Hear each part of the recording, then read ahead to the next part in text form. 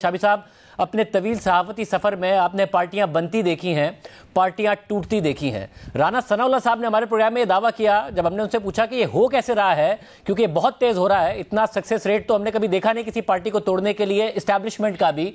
तो उन्होंने कहा कुछ नहीं हो रहा है, हम इन रहनुमाओं को जाके दिखाते हैं कि किस तरीके से जो प्री प्लानिंग हुई थी इस सारे के सारे मामले की और अटैक्स की, उसमें वो मुलविस हैं, उनके मैसेजेस दिखाते हैं और उन्हें बताते हैं कि आपका ट्रायल होगा। तो वो कहते हैं कि जी ठीक है, फिर हम जेल तो नहीं बर्दाश्त कर सकते हैं, हम पार्टी छोड़ रहे हैं।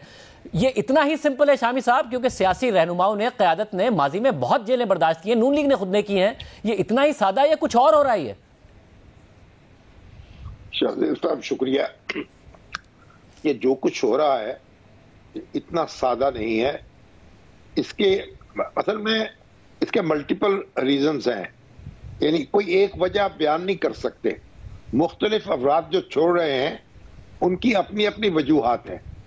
बास तो ऐसे हैं जो प्रेशर नहीं ले सकते, जो मुकदमे का सामना नहीं कर सकते, जो चंद रोज जेल में नहीं गुजार सकते, लेकिन बाज ऐसे हैं जो ये मुशक्कत उठा सकते हैं, लेकिन उसके बावजूद वो बददिल हो चुके हैं, उनको यानी हकीकी तौर पर सदमा पहुंचा है। कुछ लोगों में भी रद्द अमल है और उसका वो शिकार हो रहे हैं, और कुछ को मुस्तकबिल जो है वो तारीक नजर आ रहा है। तो बहुत सी वजूहात हैं जिनकी बुनियाद पर ये लोग पार्टी छोड़ते चले जा रहे हैं। देखें, ये इनमें जो बहुत से लोग जो हैं वो नातजर्बाकार सियासी कारकुन हैं। वो इसलिए नहीं आए थे पीटीआई में कि कोई वो जंगजू बनेंगे, कोई गुरीला लड़ाई लड़ेंगे या फौज से टक्कर लेंगे। वो तो एक पॉलिटिकल प्रोसेस का हिस्सा बने थे। आंखों में तब्दीली का ख्वाब था, बड़े उनकी आरजुएं थी, और इमरान खान साहब जो है बदकिस्मती से वो इसका इदराक नहीं कर पा रहे, अब भी नहीं कर पा रहे। मगर शामी साहब, खान साहब का अभी भी ये दावा है, वो कह रहे हैं कि तोड़ ले पार्टी, जिसे मैं टिकट दूंगा जीतेगा तो फिर भी वही ना। तो खान साहब को ये दावा है, और जाहिर है इनमें से कोई भी ऐसा तो नहीं है जो ये दावा करेगा जी हम इसलिए जीते थे क्योंकि हमारा वोट बैंक था। और खान साहब का तो अब ये कॉन्फिडेंस है कि और ज्यादा वोट बैंक बढ़ गया है, तो वो अपने इस कॉन्फिडेंस की वजह से कह रहे हैं कि जो छोड़ के जा रहा है जाए, उस पर दबाव भी है तो जाए। शाहजेब साहब देखें, ये जो मैं तो हमेशा से कहता आया हूं कि ये जो मकबूलियत होती है किसी लीडर की या किसी पार्टी की, ये कोई मुस्तकिल नहीं होती, ये घटती बढ़ती रहती है। ये तो स्टॉक एक्सचेंज की तरह होती है, कभी शेयर का भाव बढ़ता है, कभी घटता है। ये कोई पत्थर या लोहे की मानंद नहीं होती। और खान साहब का आपने देखा कि कई ज़ेरो बम से वो गुजरे हैं। एक साल पहले जब उनका इख्तिदार खत्म हुआ तो वो कहां थे, वो उनकी मकबूलियत बहुत कम हो चुकी थी, हर बाई इलेक्शन वो हारते चले आ रहे थे। लेकिन जब इख्तिदार उनके हाथ से गया तो फिर जो कुछ भी उन्होंने बयानिया बनाया और फिर जो परफॉर्मेंस हुई, जो मुआशी मुश्किलात लोगों की कम नहीं हुई, वो सब ने यानी उनकी ताकत में इजाफा किया। और खान साहब जो हैं वो एक बड़े अपोजिशन लीडर के तौर पर उभर के सामने आए।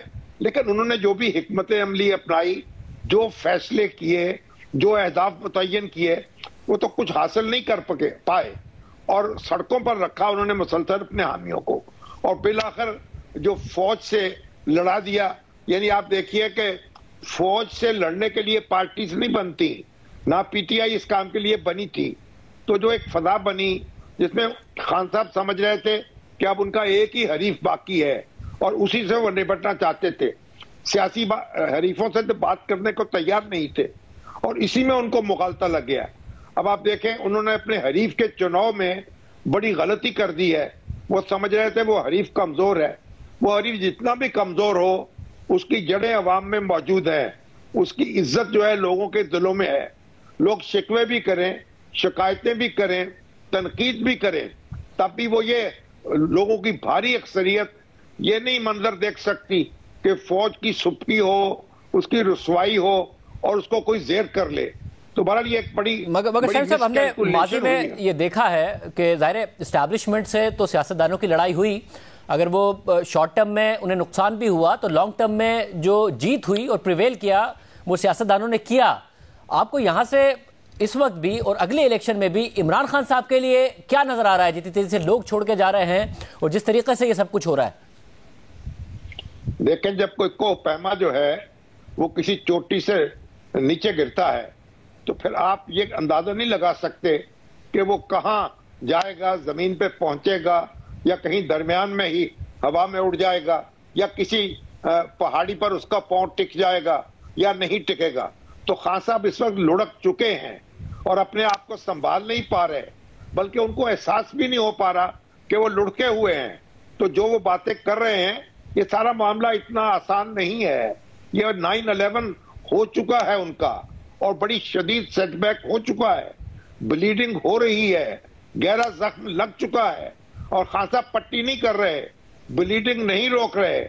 उनका ख्याल है कि वो सब चीजों को हवा में उड़ा देंगे, लेकिन अब हवा ऐसी है जिसमें वो किसी को उड़ाने वाले नहीं है। अब हवा उनको उड़ाने के दर पे है। साहब, तो इस सब में अब वो ज़ाहिर इल्ज़ामात भी लगाते हैं, मगर साथ में भी कहते हैं मैं बार बार राब्ता करना चाह रहा हूं, मैं कमेटी बनाने को तैयार हूं, जो ताकतवर लोग हैं वो उससे बात कर लें।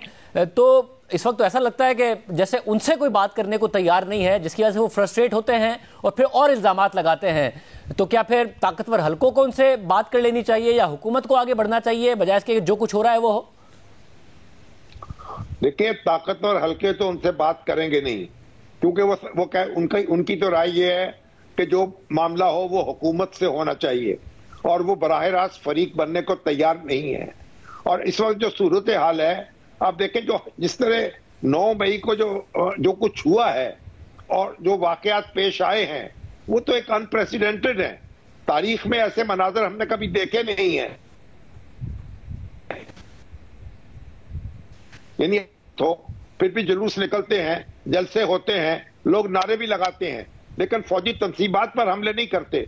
ये जो हमले हुए हैं और उसके बाद जिस तरह उनकी प्लानिंग की बातें आ रही हैं, जिस तरह वीडियोस बनाई गई हैं, जो बदजुबानी की गई है, वो तो सारी चीजें रिकॉर्ड हो चुकी हैं। तो अब इसलिए बहुत मुश्किल है। ये मेरा ख्याल है खान साहब जो हैं वो उससे चूक गए हैं, बहुत बड़ी गलती हो गई है उनसे। वो जो हम कहते हैं ना कि मौले को मौला ना मारे तो नहीं मरता, और मौला जो है ये जो पॉपुलर लीडरशिप्स होती हैं, ये अपने जोम में और अपने जोर पे गिरती हैं। इनको कोई दूसरा धक्का नहीं दे सकता, ये खुद अपनी राह खोटी करती हैं। और इस वक्त यानी बहुत मुश्किल सूरत हाल है और इसमें बड़े गहरे सोच की जरूरत है, तदब्बर की जरूरत है, तफक्कुर की जरूरत है, जो खान साहब कर नहीं पा रहे। वो एक उसी रवश पे जा रहे हैं और उसी में जहां ठोकर उन्होंने पहले खाई है वहां मजीद ठोकर खाएंगे और फिर ठोकरें खाते चले जाएंगे, अगर उन्होंने अपना रास्ता ना बदला और अपना रवैया ना बदला।